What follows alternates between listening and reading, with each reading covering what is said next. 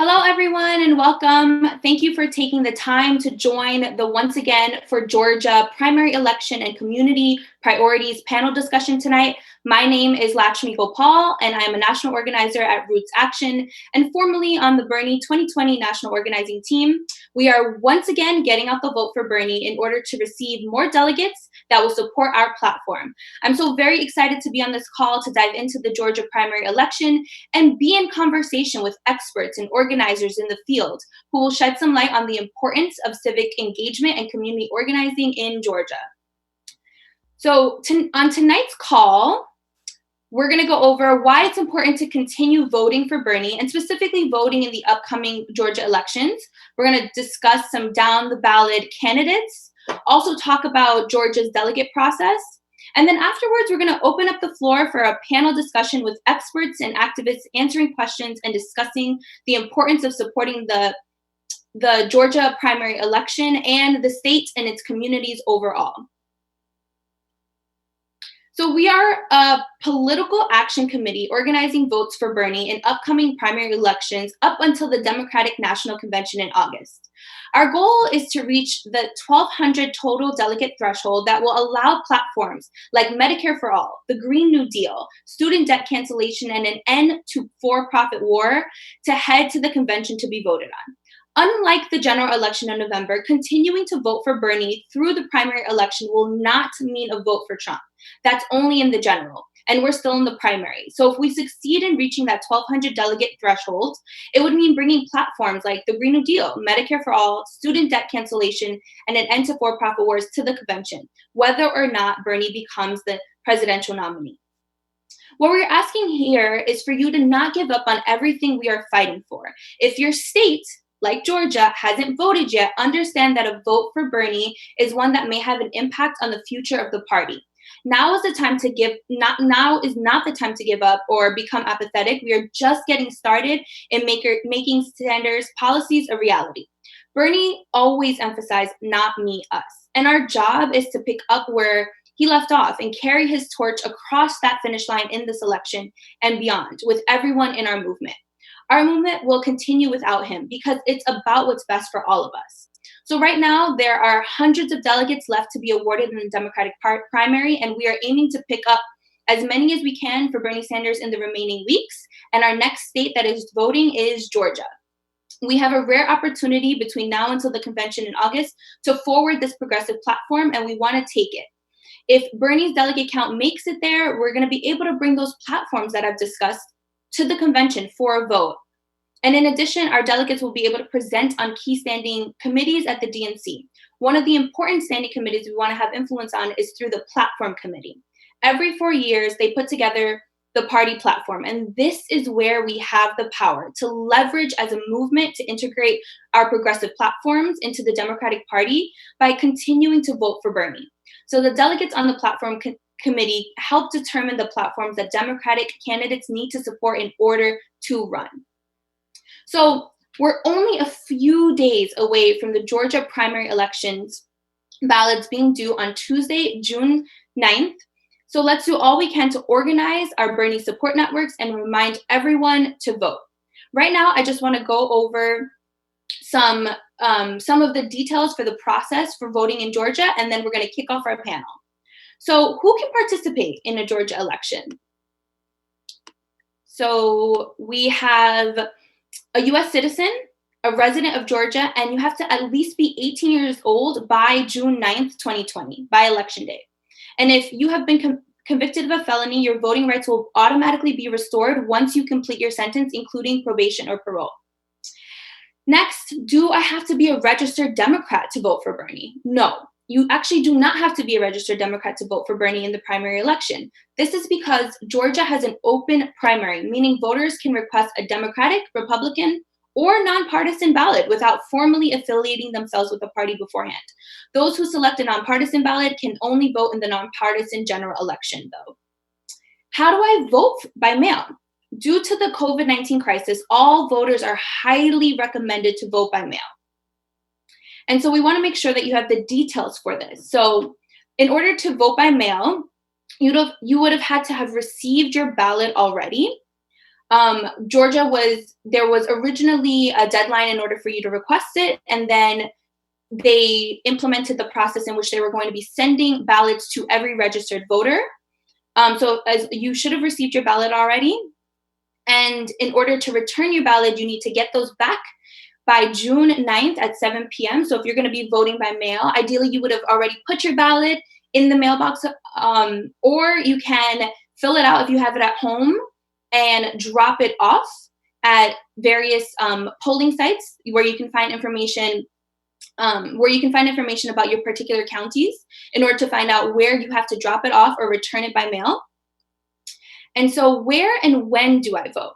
You can find your voting location at this website here. Early voting in person is taking place now, but the actual election date will be on Tuesday, June 9th, and polls open at 7 a.m. and go until 7 p.m. local time. And if you're in line by 7 p.m., you'll be allowed to vote. We really just want to emphasize that if you're going to go in person to vote in Georgia, you want to make sure that you're taking all the precautions. We are in the middle of a health pandemic, and we want to make sure that folks are wearing masks, keeping distance, bring your own pen, take precautions, and only do so if you feel healthy enough and equipped enough to get out there and actually vote. But preference is to have voted by mail already, or filling out your ballot and getting it to those polling locations at a safe distance, and making sure that you're prioritizing your health. A couple of things, additional things if you're voting in person, you want to make sure that you bring an ID. So you are required in Georgia to have an ID when you vote. Acceptable forms of ID include any state or federal government issued photo ID, Georgia's driver's license, even if it's expired, valid employee ID from any branch, department, agency, or entity of the U.S. government, Georgia or any county, U.S. passport, U.S. military ID, and a tribal photo ID.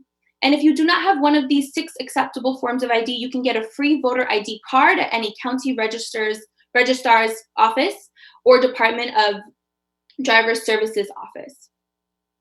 And if you do not have a photo ID while voting, you may still cast a provisional ballot. So what is a provisional ballot? If your name does not appear on the voter list, and if you do not have a photo ID with you, or if the poll workers question your eligibility for any reason, do not give up voting for Bernie or any of the down the ballot candidates. First, make sure that you are at the right polling location. And if you are at the wrong polling location, are able to make sure you get to your assigned one. And if it's confirmed that you are at the right place, but your name is not on the voter list, ask for a provisional ballot. You have the right to cast a provisional ballot, even if your name is not on the voters list. It will be counted after the election official determines that you were eligible to vote. Can I bring anyone to help me? Can I bring an interpreter? Yes, you have the right to bring someone into the voting booth to help you vote, as long as they do not represent your employer or union. And you can bring a relative, a friend, or anyone else you trust. In addition, every polling place is required to be accessible and have voting systems that allow voters with disabilities to vote independently and privately. So next, I want to go through the delegate process in Georgia. So Georgia is allocated 129 delegates, 9 of whom will be alternates. 68 district level delegates will be elected via online voting within the delegate's congressional district on May 23rd, 2020, and there are no district level alternates. 14 party leaders and elected officials will be elected via online voting by the 68 district level delegates on June 20th. Also on June 20th, 23 at-large delegates and 9 alternates will be elected by the State Committee of the Democratic Party of Georgia via online voting. So by voting for Bernie, you're increasing the amount of delegates he can have for the Democratic National Convention. And the delegate-rich districts are District 4, which has 7, District 5 with 7, and District 13 with 6. Delegates are allocated proportionally, so Bernie needs 15% in each congressional district to receive any delegates. And just know that by voting for Bernie and allowing him to gain delegates means that we'll have a chance to advocate for those 4 platforms. We need Medicare for all to reform our healthcare system, and because it's a human right. We need a Green New Deal to transform our workforce, economy, and energy. We need to cancel student debt that is currently debilitating our current and future generations, and we need to end for-profit wars that are fought at the cost of innocent people's lives. So we must vote in these upcoming primaries for Bernie and for the down-the-ballot candidates that are going to be spoken about via our panelists that are coming up very soon. And right now, we want to invite you that if you have not filled out your ballots yet, go ahead, get them, and while you're listening to the panelists, fill them out live with us on the call. Now that we've gone through some Georgia primary election specifics, I'm going to introduce our speakers for the night, who will speak more in depth about the political landscape in Georgia and what matters most to the communities. So first, we have Michelle Sanchez, who was born in Los Angeles and raised by an immigrant single mother of 3.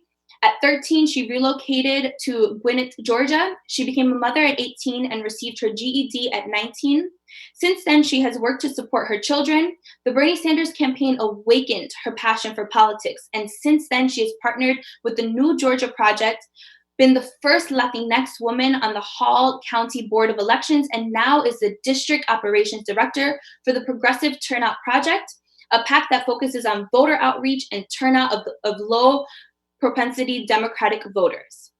We also are joined by Alexander Hernandez, who was activated in 2015 during Bernie's first run, first as a rank and file IATSE union member and serving as elected leadership at Hollywood Local 44. Currently organizing with Metro Atlanta Democratic Socialists of America in electoral and immigrants' rights work. He has helped organize the Metro Atlanta DSA for Bernie campaign that included a canvassing program in which we knocked 10,000 plus doors across Metro Atlanta with the help of hundreds of volunteers. And most recently, he's contributed to the Metro Atlanta DSA local electoral voter guide. We also have Paul Glaze, who is a Jewish organizer and theater artist in Atlanta, Georgia. Paul is the communications chair at Our Revolution, Georgia. Currently, he's the campaign manager for Devin Pandy for Congress. Devin is a formerly undocumented Afro-Latino immigrant and combat veteran fighting for a Green New Deal and racial justice. And lastly, we're joined by Maria del Rosario Palacios, who's an immigrant workers' right community advocate, public speaker, and small business owner. Maria del Rosario identifies as two-spirited and goes by she, they series pronouns. They run a small business called Palacios Contigo, LLC. Maria del Rosario was born in Mexico to 2 U.S. migrant farm workers. They have run for office twice since becoming a naturalized citizen in both the 2017 Gainesville Council race and the 2018 Georgia State House District 29 race. Maria del Rosario currently serves on the board of directors for the ACLU of Georgia and the board of directors for Georgia Association of Latino Elected Officials. And they serve nationally in 3 capacities with the academic Greek organization Lambda Theta Alpha Latin Sorority Incorporated. So I just want to thank you all for taking the time to join us for this panel discussion. You all have such in-depth experience and knowledge. I'm so excited for myself, but also the larger Georgia community to learn from you all. So we're going to start this off by really just offering up some questions that folks can hop in on. It's going to be round robin, and so I'm just going to open up the discussion with what do you think is the most important thing that voters need to know for this upcoming primary election? And anyone can start off, and I'm hoping to just have an open dialogue here.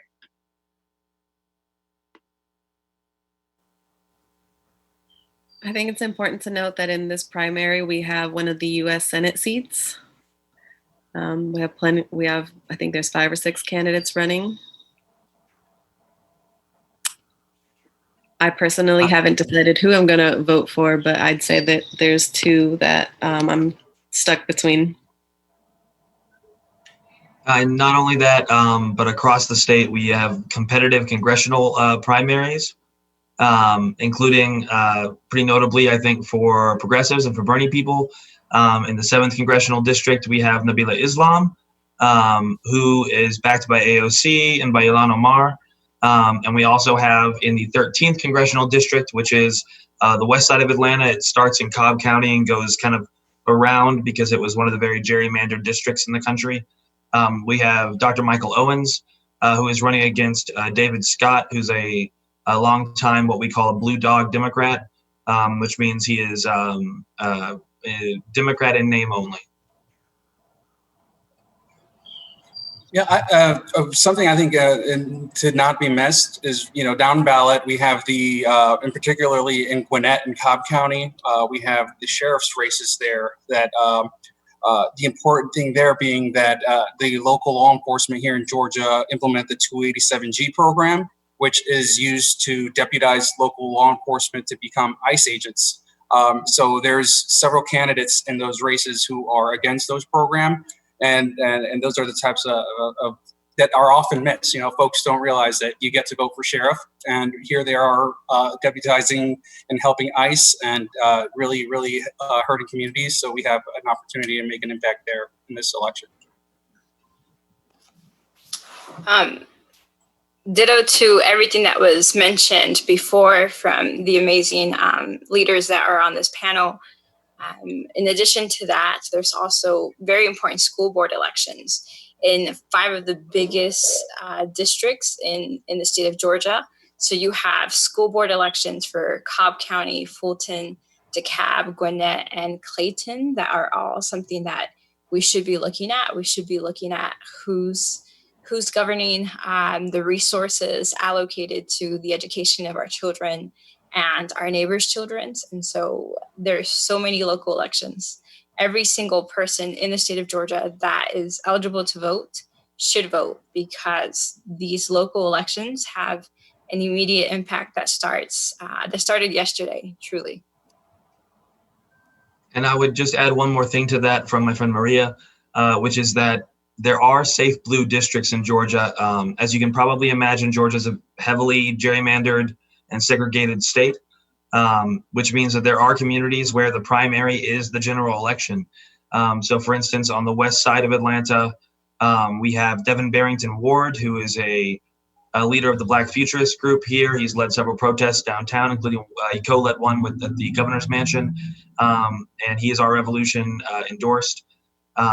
And if he wins this primary, then we have a state senator there, and we have a base of operations from which to, next year when municipal elections come around, we have, support from a higher level that can help us rally volunteers and hopefully keep flipping some city governments as well.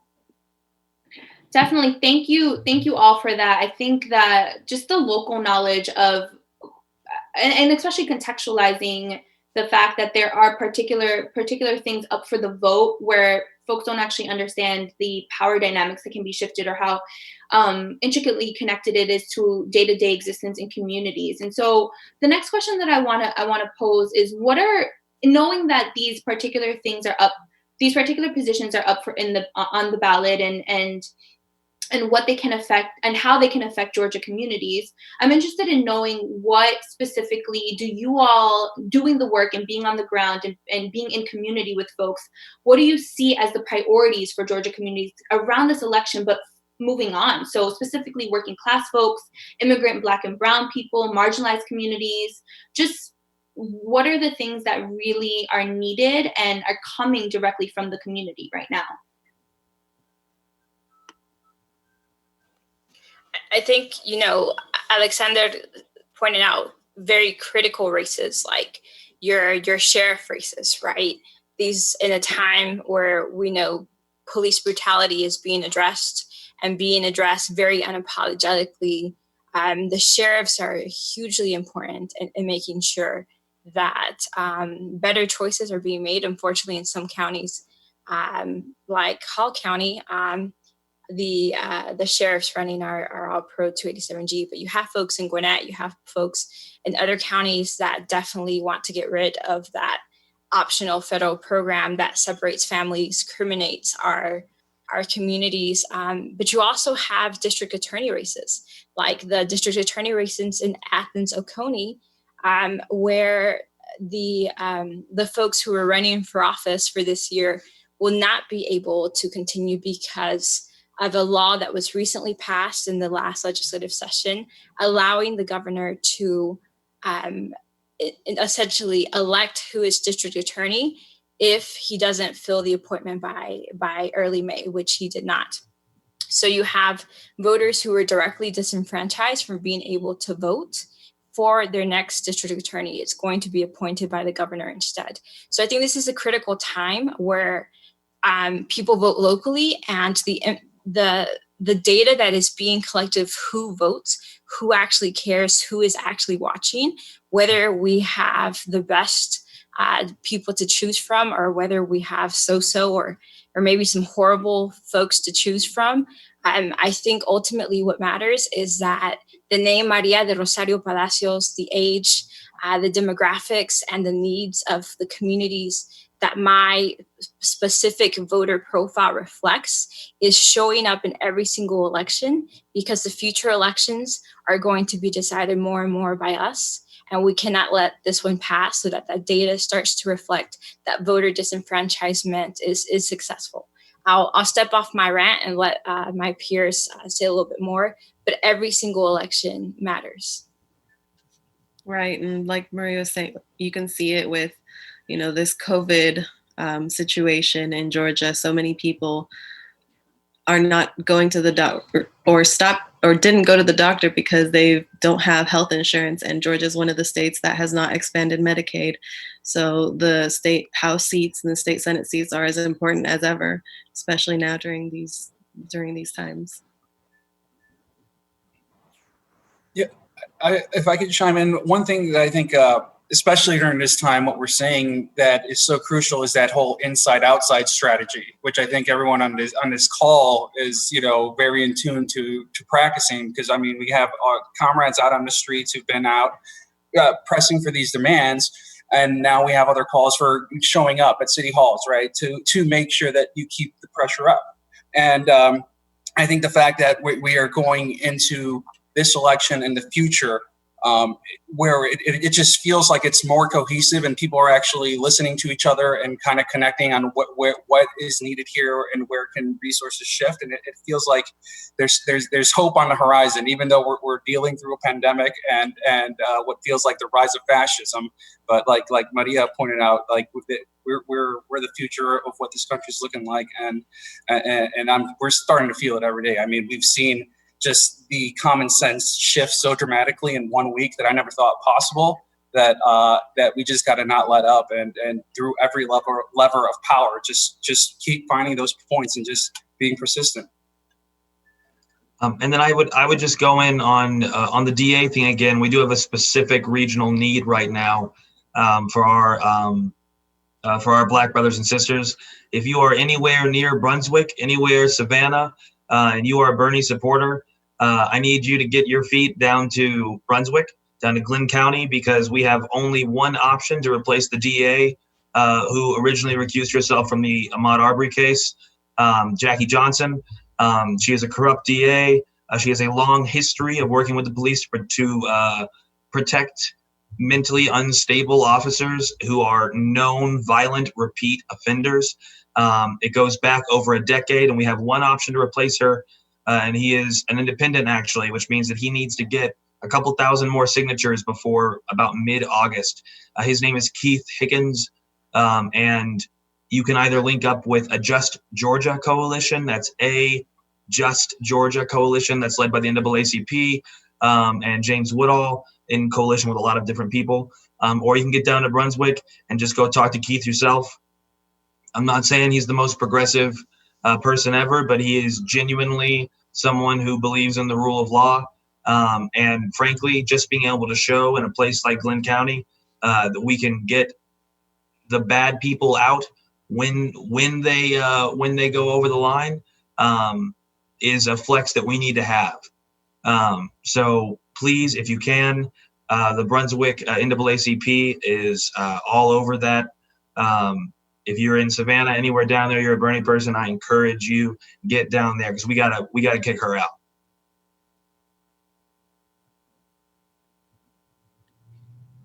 Thank you all. There's just so many ways to say go vote, right? There's just so many ways to say go vote.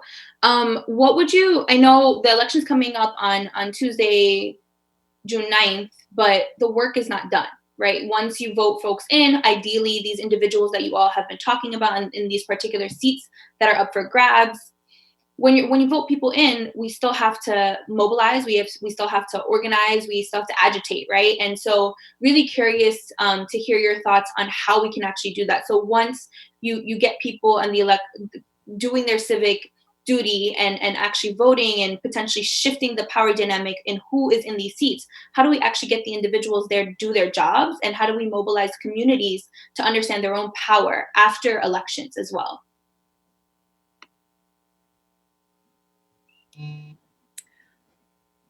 It's So I'll go important. ahead and jump. Oh, go ahead, Michelle. I mean, it's important just for people to get involved in their local communities, join your local HOA or attend community town halls, county commission meetings, write letters to your elected officials, and make sure that, even just because they have a D in front of their name, doesn't mean necessarily that they're going to do everything that they promised to do. So it's up to the community to make sure that they follow through. Otherwise, we're going to vote them out, or even take it upon ourselves to start running for some of these local seats. Because I think that's an important piece of it too. Yeah, I would say that we have the first two tools we have, speaking to what Michelle was saying, is one, we want to be in a position as the people where the people we elect depend on us for their boots on the ground. So if you're in a situation where you have just elected, you just got your first fairly progressive city councilman, county commissioner, state rep in a long time, and they want to get something done in the local community. Let's say there's a Confederate memorial out there and they're trying to get rid of it.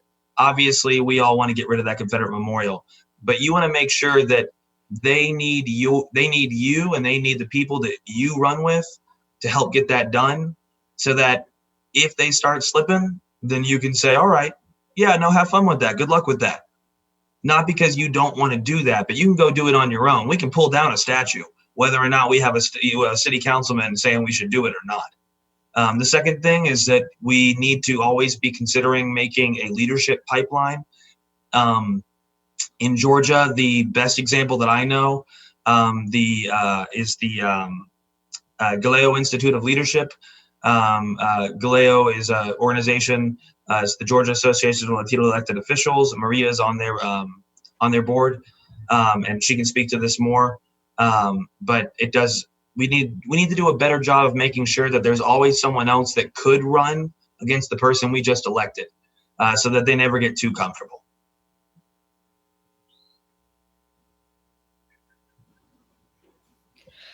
I want to add an additional element. I always push for continued interconnections within a community. I think that the most important part of activism and advocacy is being in tune with the very community that has the needs.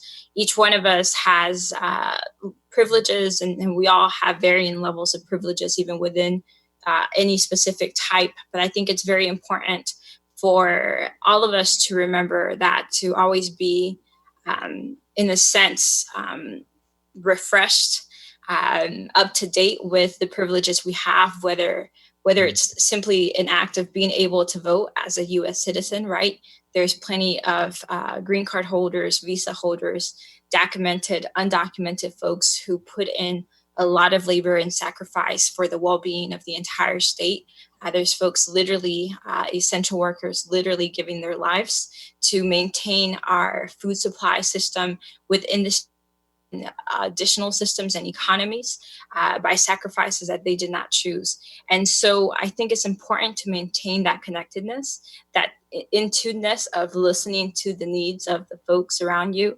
One-on-one relationships, very authentic, true relationships with the community that we care about, whether it's a community we come from or a community that we know that needs our support. I think now is the time to continue, even if it's through virtual means, right? Checking in on folks to make sure they're okay. But I say that because oftentimes leaders will elevate themselves in different positions and be out of tune with the very needs of the community that they once started out representing. And so I think it's important for any organizer, any advocate to continue to do that. I say that myself as someone who used to be undocumented, who used to work in poultry plants. And I don't for a single day of my life forget what it was like to be undocumented and work in poultry plants. And now as a U.S. citizen working virtual jobs, working through a computer and being very privileged to have sick leave, I don't forget about my brothers and sisters, quite literally, my parents, my cousins, my aunts in the community who are just like them, who deserve more dignity and workers' rights. And so I just want to push for that. I think that's important in movement building, to maintain interconnected to each other and in tune with needs outside of your own.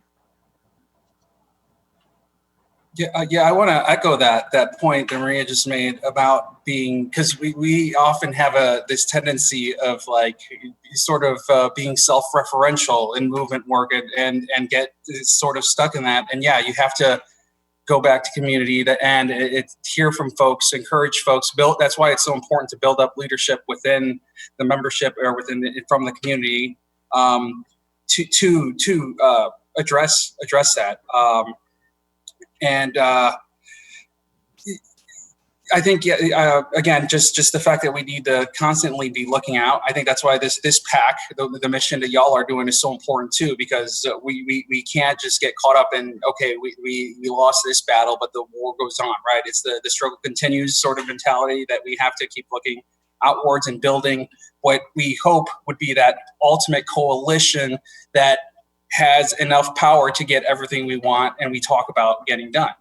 At least that's my goal in getting into politics, is to win, right? And how we get that is to constantly be focusing on how we could bring more people in and really reflecting that. And one way we're doing it with Metro Atlanta DSA in particular is that encouragement of folks to run and building up that pipeline from encouraging. Right now, we're at the ground level where we have several members running for state office and state seats.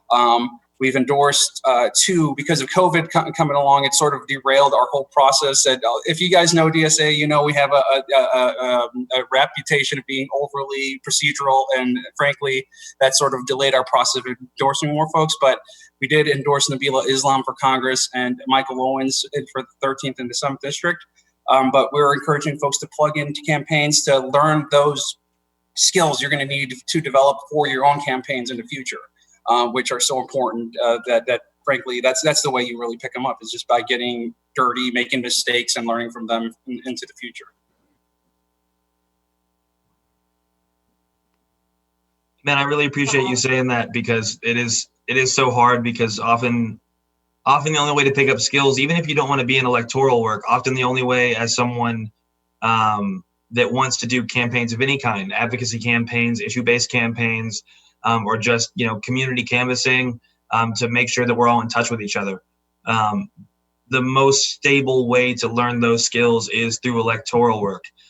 So even if you just have a friend that would be a great leader, and you don't think you have a prayer, but you're going to get out there and do it and learn, please do, because we need more people to know how to do this.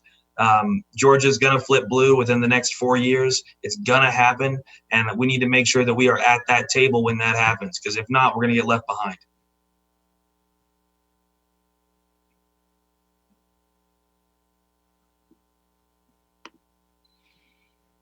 Wow, that was, I had all the feels.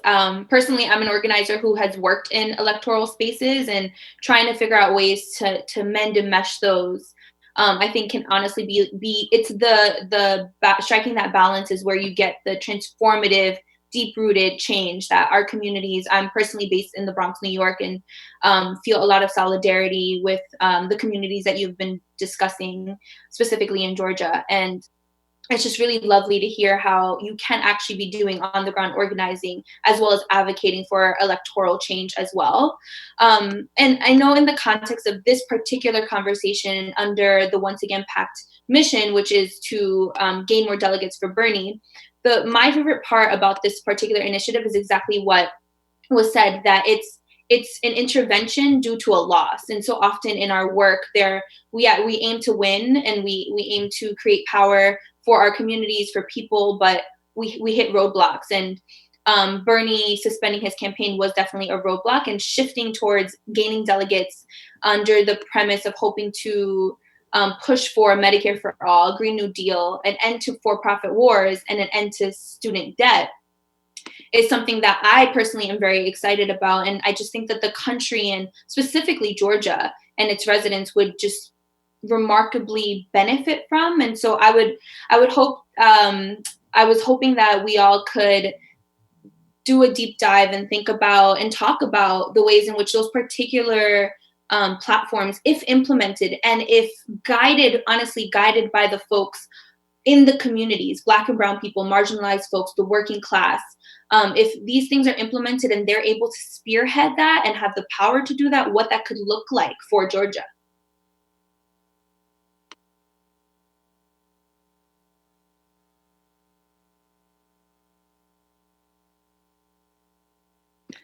I mean, I think it starts with being able to walk down the street or jog in your own neighborhood and not worry that you're going to get lynched. Being able to go to the doctor when you feel like you're sick, or even for preventative things.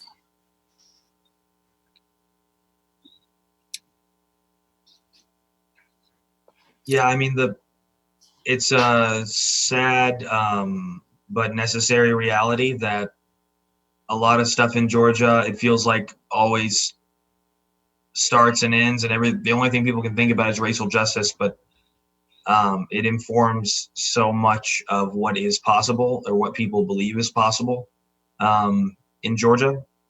I don't want to go too far on this before the other panelists of color have the chance to weigh in. But I mean, yeah, I would love to one day feel proud of my state and my home and where I'm from. I don't know that's going to happen anytime soon. I'm not necessarily holding my breath, but that would, that would be something if we lived in a place where people didn't feel compelled and forced to go back to work until they can't work anymore. And I will say before I stop and take a step back, I went up to New York and did about a year of organizing up there on a couple different campaigns in the state Senate.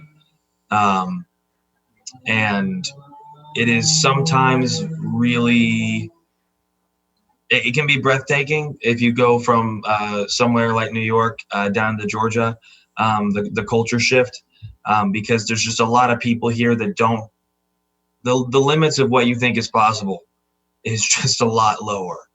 And that's not even necessarily true. But anytime that you think you're making progress, then another lynching happens. Or a company that pretty much, or an industry that pretty much holds an entire population of people hostage, decides they don't actually genuinely care that much how many of them die from COVID. And so it's just, it can be difficult. I wish I could say what it would mean to my family personally if we had reparations and a Green New Deal and single payer healthcare. I don't know that I can imagine it though. So I'm gonna take a step back for a minute and listen to the wisdom of my peers here.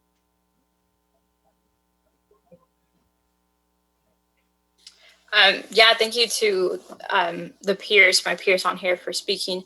I think imagining Georgia is one, yes, like waking up and not waking up, but truly looking at the very real systemic issues and barriers that are at play. Simple things that were definitely designed to target African American communities, our Black communities, our Hispanic immigrant communities. Something as simple as the fact that they criminalized traffic violations not that long ago, right? It was in the 2000s.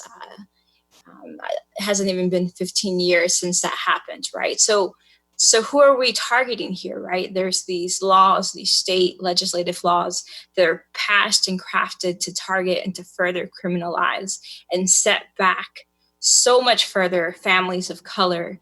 And so I think that one, like, yes, let's acknowledge that reality that Georgia is very harsh. Georgia comes after people of color and comes after us hard. And when I say Georgia, I mean legislators. I mean legislators who are made up of majority demographics who do not care about their true communities. But let's not let that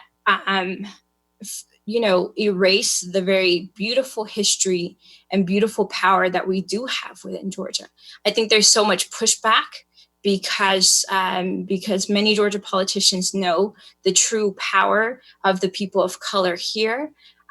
Black Americans built up Atlanta, built up a beautiful, amazing city who is now being gentrified and being overtaken by folks who are there to exploit, decades of work that was brought on purely by the Black community. And you see that in other pockets with different communities. You see that with the carpet industry in Whitfield County. In Northwest Georgia, you see that with the poultry industry. In Northeast Georgia, you see pockets of people of color who build up economies, build up cities, and are exploited, and laws are passed to ensure that those communities cannot reap the benefits of the amazing power that they have had to be able to build up such systems, such cities. And so I think we need to remember, one, that we are powerful people. We're powerful communities that have been growing and are going to only continue to grow. When you look at the demographics and the voting power of Generation Z, it's one of the biggest voting blocks. If it went out to vote, it wouldn't be a question who wins in these local races or these state and federal races, right? If Gen Z and millennials voted more and truly realized the power that we have and held that all the way to the absentee ballot that we're mailing in because of COVID, or to voting on election day because it's the last option we have. I think that we need to remember that. Let's look at the Latinx numbers. And even from 2016, Latinas voted at 73%, y'all, in Georgia. That's on par with any other racial demographic. The Black women vote in Georgia is so powerful. It is the hugest determinant for the Democratic Party.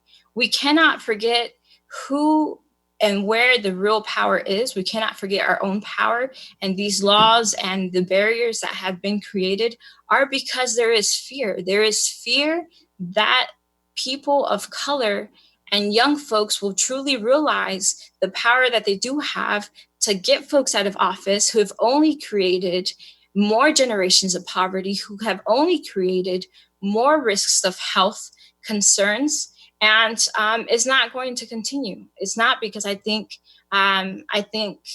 Georgia, where it's moving next, is a Georgia that is multicultural, multicolorful, in tune with its own power. It's young and it's innovative, and it's going to be good because we're not going to forget what we've already done and who we are and what power we have. I don't know if I could follow up all that, but I think one thing I do want to kind of add to the conversation is because I'm not originally from Georgia. I moved out here a few years ago. But one thing that really struck me is that I didn't really know, because if you're not from the South, you don't get the nuance taught about the Civil War and the Civil Rights movements and Reconstruction and all these details that are woven into our history that we've long ignored, that we're really seeing in this moment come out in full, really. And I've just learned to sort of step back and really, being in Atlanta, Georgia, and saying, we got to follow our Black leadership, especially in this town. We've got some powerful organizations led by Black women that we make sure we line up with, and make sure that if we're not showing up for them, we make sure that folks know what's going on with certain folks. And that's about the solidarity, right? And ultimately, I mean, because I'm a materialist, right? And the historical dialectic, to me, it seems like we never dealt with the Civil War, and we're dealing with those ramifications. And ultimately, I think that part is like the arc of justice, right?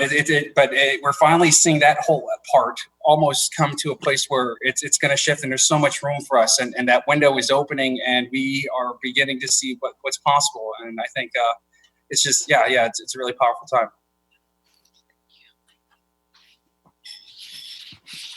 Alex, would you be able to shout out and name a few of those organizations led by Black women that everyone that's in Georgia should be aware of and should be supporting? Yeah, well, there's Women on the Rise for one, for sure. There's Project South. Everyone at Project South. There's Song. When you guys mentioned, I forgot who mentioned Devin Barrington Ward, but he was down with all the folks. GLAR's another one. Latinas leading that one. But Devin was down there with all the folks who were with all these orgs that were down there. And a lot of this was November 18th, 2018, after the Stacey Abrams election, where they hadn't even finished counting the votes. And here are all the governors declaring the usurper, the governor there. And they arrested folks in the Capitol. They arrested a state senator. So it goes to show, what we've heard in this conversation, that Georgia is harsh. We've seen the harshness come down. I've never seen anything like it that day. Just how the state troopers stormed in on folks, just saying, "Hey, count the votes before we call this election." So as dark as times are, there is still that silver lining that keeps me going, with that, knowing that our numbers are bigger. I show up to these meetings, especially in Gwinnett County. I showed up to one of the meetings where the 287G meetings up there, and what you saw is in the audience, the youth, the color was the majority. Then there was that angry old crowd that was just they're dying out, but it's like they're trying to kill us before they do it. So that's sort of the struggle we're dealing with and trying to figure out. Ooh, yes. I mean, those are my people. So that's what I come from. So I definitely that hits me where it hurts. Thank you.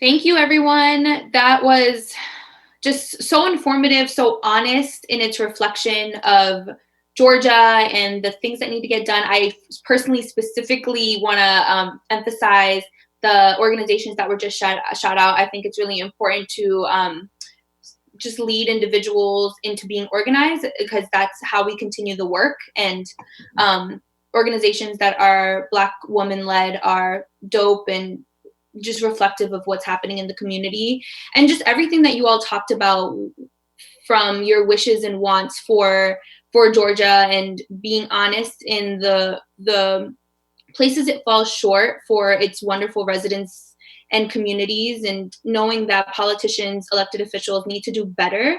And hopefully we can start shifting not only Georgia, but the nation towards a space where things like Medicare for all, the Green New Deal, ending for-profit war, and canceling student debt are possible and implemented and feel freeing. And so I'm just truly excited to see the transformative work that the state of Georgia is going to be doing, and specifically grateful for the communities there because of folks like you on this panel who are doing the important work. You're on the ground, you're mobilizing folks towards participating in the electoral process, and it's happening every day, in and out, in the midst of a pandemic and in the midst of a new wave of the Black Lives Matter movement. There's just so much happening at the same time, and the work that you all hold is so important, and it's why we're going to see such wonderful things continue to happen in the state of Georgia. And just I'm really excited to watch and be praising y'all, and just be in awe of all the things that you'll get accomplished for and with your communities. And so thank you again for joining us tonight. and having this important conversation. And just want to remind everyone to vote in Georgia, both for Bernie and these down the ballot candidates. Do your research. Make sure that you're understanding how these individuals are going to be advocating for you, your communities, your families, yourself. Do your research, vote for Bernie, turn in your ballots, be safe if you're going to vote in person on June 9th.